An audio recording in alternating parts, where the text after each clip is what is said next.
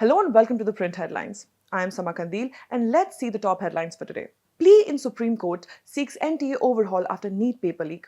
A petition has been filed in the Supreme Court seeking directions to the centre to replace or restructure the National Testing Agency following the cancellation of NEET UG 2026 over alleged paper leak and widespread irregularities.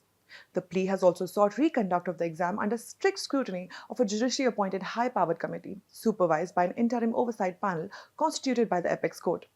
Over 22 lakh students appeared for the exam held on May 3rd before it was cancelled by the NTA. Vijay's TVK wins trust vote with 144 ayes in Tamil Nadu Assembly. Tamil Nadu Chief Minister C. Joseph Vijay comfortably won the trust vote on the floor of the Assembly with 144 MLAs voting in favour. 22 MLAs opposed the motion while 5 abstained. The voting followed a walkout led by Leader of Opposition Udhayanidhi Stalin and all DMK MLAs after he criticised Vijay's outreach to rebel AIADMK legislators, questioning whether the government represented change or exchange. Vijay removes astrologer as officer on special duty within a day amid backlash. Tamil Nadu Chief Minister Vijay has revoked the appointment of astrologer Rickey Radhan Pandit as officer on special duty just hours after the decision sparked widespread criticism. The removal order came shortly after Vijay's trust vote victory in the Assembly. The astrologer's appointment had triggered political backlash and raised questions over governance priorities. Prateek Yadav, younger son of Mulayam Singh Yadav, passed away today. Prateek Yadav, stepson of late Samajwadi Party patriarch Mulayam Singh Yadav and husband of BJP leader Aparna Yadav, died in Lucknow. As per reports quoting his post-mortem report, he died after suffering cardiorespiratory collapse caused by massive pulmonary thromboembolism. The 38-year-old had reportedly fallen critically ill at his residence before being rushed to hospital where he was declared dead. N. Rangasamy sworn in as Puducherry Chief Minister for the 5th term. AINRC founder N. Rangasamy was sworn in as Chief Minister of Puducherry for the 5th time, heading the second NDA government in the Union Territory. Lieutenant Governor K. Kailashnathan administered the oath of office.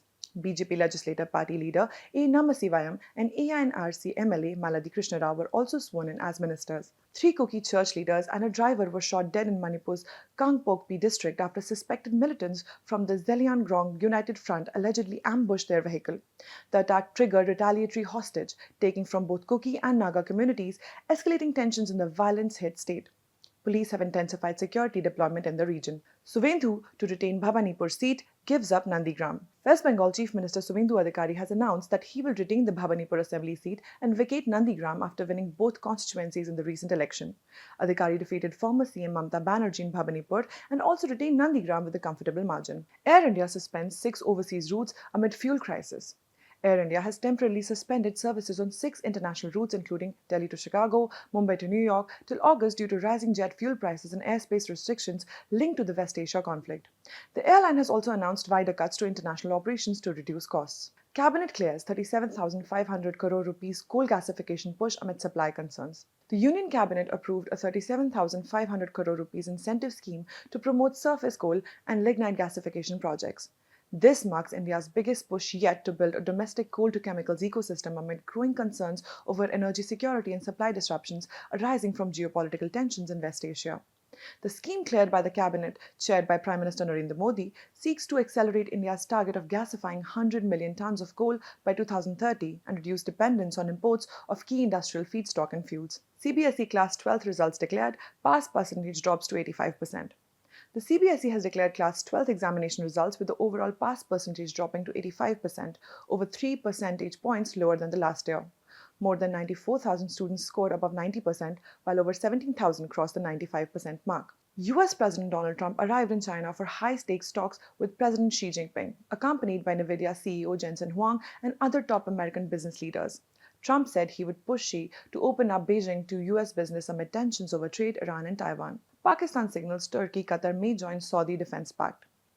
Pakistan has indicated that Turkey and Qatar could soon join its defense cooperation pact with Saudi Arabia. Defense Minister Khwaja Asif said the arrangement is nearing finalization and could create a powerful new regional security bloc combining financial strength and military capabilities. Trump floats Venezuela as America's 51st state. US President Donald Trump has stirred controversy by sharing a map graphic suggesting Venezuela as potential 51st state of the United States. The post follows his earlier remarks targeting Canada during his election campaign. IEA wants global oil supply to fall below demand in 2026. The International Energy Agency says global oil supply will drop by nearly 3.9 million barrels per day this year due to disruptions caused by the Iran war.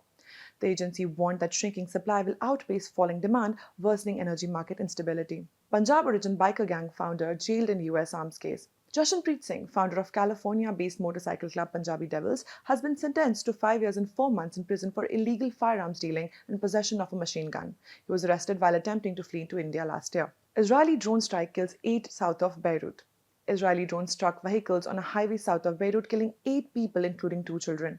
The Israeli military said the strikes targeted Hezbollah infrastructure following evacuation warnings issued to residents of southern Lebanese villages. Russia launches air attack on Ukraine infrastructure. Russia launched an air attack on Ukraine's critical infrastructure facilities. President Volodymyr Zelensky had earlier warned of possible waves of Russian drone attacks throughout the day, saying that more than 100 drones were in Ukraine's airspace.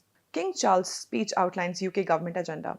Britain's monarch, King Charles III, opened the current session of UK Parliament by setting out the government's agenda for the year ahead. The annual ritual dates back hundreds of years and involves an MP being taken hostage ceremonially and kept at Buckingham Palace to guarantee the monarch's safety while he is in Westminster. In his speech, he said that the UK's commitment to the West's military alliance NATO was unbreakable. Israel's Norm Betten qualifies for Eurovision finals.